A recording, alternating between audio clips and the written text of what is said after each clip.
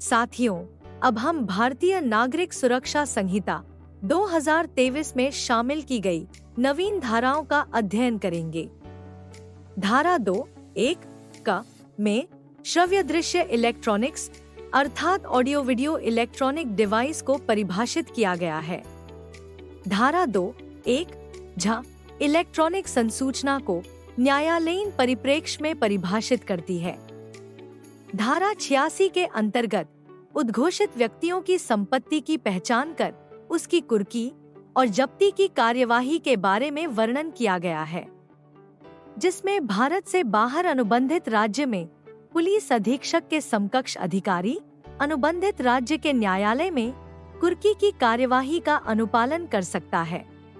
धारा 105 के अंतर्गत श्रव्य दृश्य इलेक्ट्रॉनिक साधनों के माध्यम से तलाशी और अभिग्रहण के अभिलेख के प्रावधान किए गए हैं। विशेष तौर पर खोज और जब्ती के दौरान इन साधनों के उपयोग को सुनिश्चित करने और जांच में जवाबदेही लाने के लिए यह प्रावधान जोड़ा गया है, जिसमें खोज और जब्ती की प्रक्रिया की वीडियोग्राफी करना शामिल है, जो कि मोबाइल से भी की जा सकती है। धारा 107 के अंतर्गत संपत्ति की कुर्की, जब्ती या वापसी का प्रावधान किया गया है।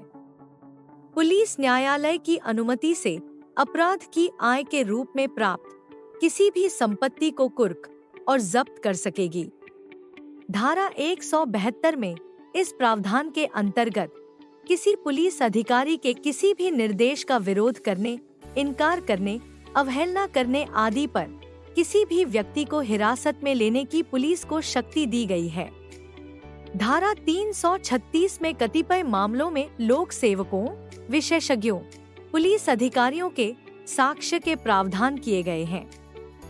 ऐसे साक्ष्य इलेक्ट्रॉनिक माध्यम से भी दिए जाना अनुज्ञात है। धारा 356 के अंतर्गत अब उद्घोषित अपराधी की अनुपस्थिति में भी जांच, विचारण और निर्णय की प्रक्रिया इस धारा के अंतर्गत उल्लेखित उपबंधों की शर्तों को पूरा कर पूर्ण की जा सकती है। धारा 398 में प्रावधान है कि प्रत्येक राज्य सरकार साक्षियों की सुरक्षा सुनिश्चित करने को ध्यान में रखते हुए राज्य के लिए साक्षी सुरक्षा स्कीम तैयार करेगी और अधिसूचित करेगी, जिसमें पुलिस अधीक्षक स्तर के अधिकारी को विशेष अधिकार देने होंगे।